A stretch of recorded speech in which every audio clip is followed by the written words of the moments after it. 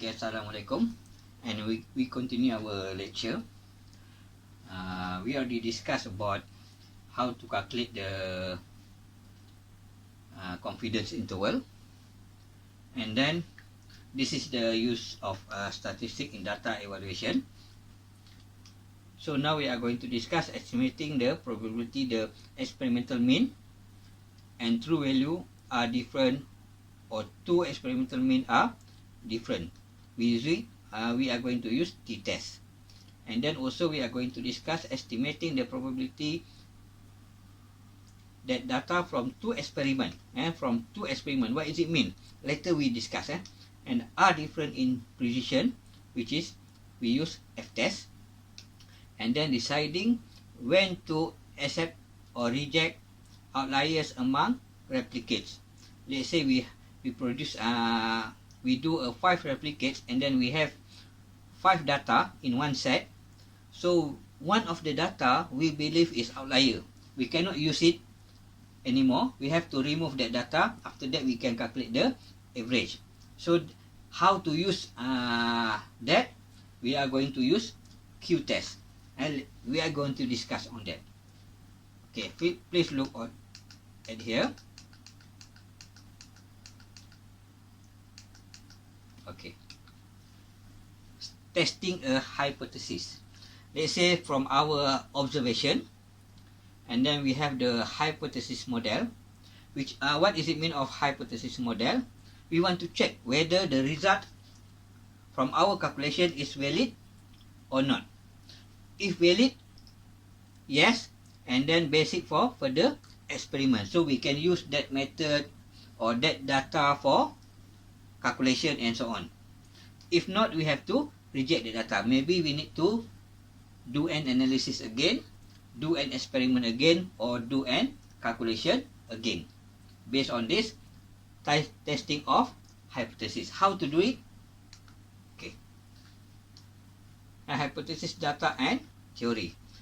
So we have what we call null hypothesis. So what is null hypothesis?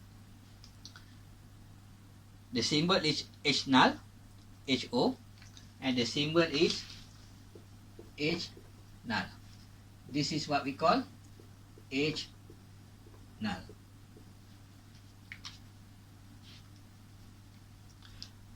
The value of two measured quantities do not differ.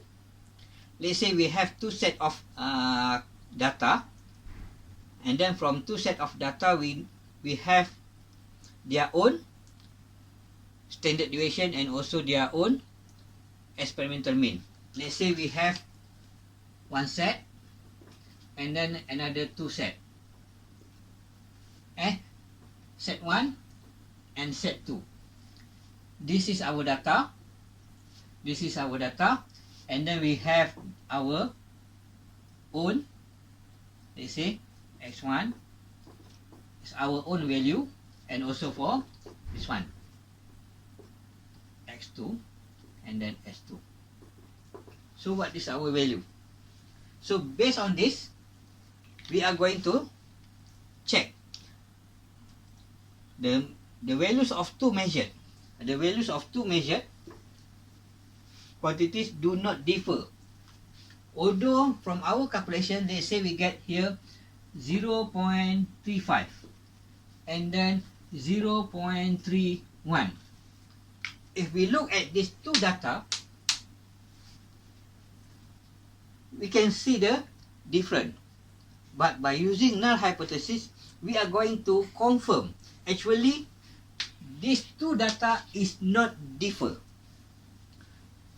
unless we can prove it that the two values are significantly different. Actually, this data significantly different by using null hypothesis. This is how we are going to discuss and to check.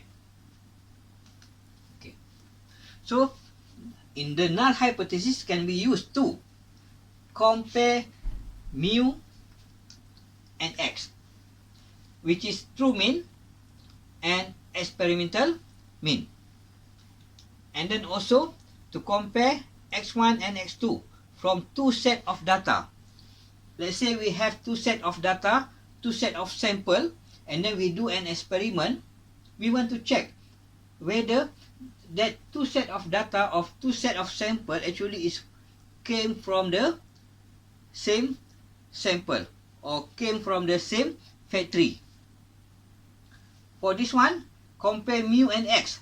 When we are going to use this, let's say I'm a senior chemist and HBB is a senior chemist in the lab, and then there is a newcomer, a new scientist come to my lab. So when we do an analysis, HBB do an analysis and also newcomer do an analysis, then we want to check, is it the result come out from the newcomer is differ or significant, is equal or same or significantly different with the HBB results. Let's say HBB and then newcomer. HBB do an analysis to the sample, and also newcomer do an analysis to the sample, and then we get the results. The result come out, let's say, from HBB experiment. Because I'm the senior, so we consider as a mu. So the newcomer consider as x bar. So we want to compare the data from this two set of data, and from two person is different or significantly different or not. Let's say from HBB experiment we get 0.37, and then newcomer 0.35. We look at this data, maybe we said actually it's not different, but we cannot simply say this is not different. We cannot simply say this is something like nearly to each other, so it's okay, accepted. No, we have to confirm by using null hypothesis. By using comparing between mu and x. So HBB, the senior, and then the newcomer. And also, when to use to compare between mu and x, and to compare mu and x,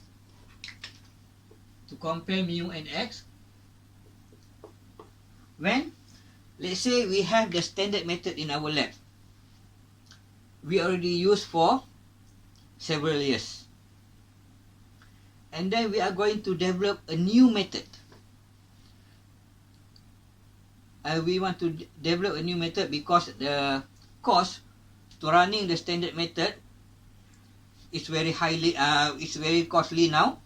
So we need to improve or to develop a new method. So we have standard method and then new method. We run an analysis to the same sample, and then we get the results. Let's say the result from the standard method 10.35, and then from the new method is 10.10. We want to check, is it these two data is significantly different or not. This is how we are going to compare between mu and x. When to compare mu and x? Newcomer and senior, new method and standard method. This is why when we use compare mu and x. When to compare x1 and x2 from two set of data, to compare x1 and x2 from two set of data, what does it mean? Let's say we have one set of data, one set of sample. This is sample A,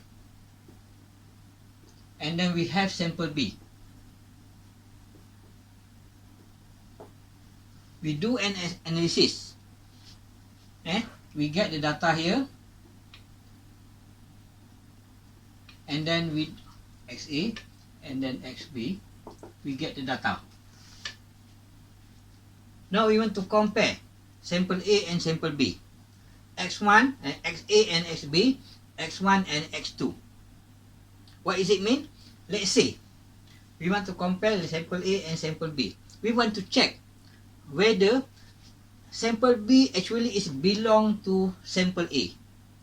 Means sample B came from sample A, or these two samples came from the same sources. For example, shampoo A and shampoo B actually came from the same factory, but the brand is different. So we use null hypothesis. We do an experiment to this sample, and then we get the data, and then we get their value, and also for this sample we get their value, and then we compare by using null hypothesis. Is it these two set of data is significantly different or not? If we found from our calculation is not different, so we can say sample A and sample B came from the same sources.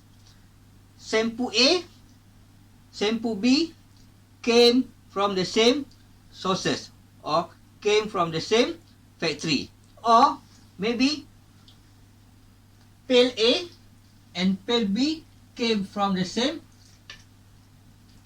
factory. This is how to compare between X1 and X2. And another example we can use to check the sample is came from the same sources. Let's say in the case of a oil spill in the sea, at the sea, oil spill at the sea. So let's say this is the oil spill. See, and then there is a ship A, and then ship B. We want to check whether the oil spill here came from ship A or ship B. What we need to do? We do an analysis to this sample, oil spill, and then we take the sample from this ship, and then we do an analysis, and also we take the sample from ship B, and then we do an analysis. Let's say from XA we get the data, and then here XB we get the data, and then from oil spill we get the data. How to check whether the oil spill came from the ship A? We do an analysis, we get the data, and then we compare between these two data. If we found there is no significantly different between these data, then we can say the oil spill here came from the ship A. And also we compare between this and this one. If we found from our calculation there is a significantly different, so we can say this oil spill not belong from this ship A, but belong from the ship A. This is how we use null hypothesis to compare between X1 and X2. We want to check whether the sample came from the same factory, but they just put the rebrand. For example, shampoo Pantene and Sunsilk actually maybe from the same factory, only brand is different. So we use compare X1 and x2. And then now to compare S1 and S2 or sigma 1 and sigma 2. This is to check for the precision. The precision we use, and also for this one, for the precision, this is under what we call F test. Later we are going to discuss.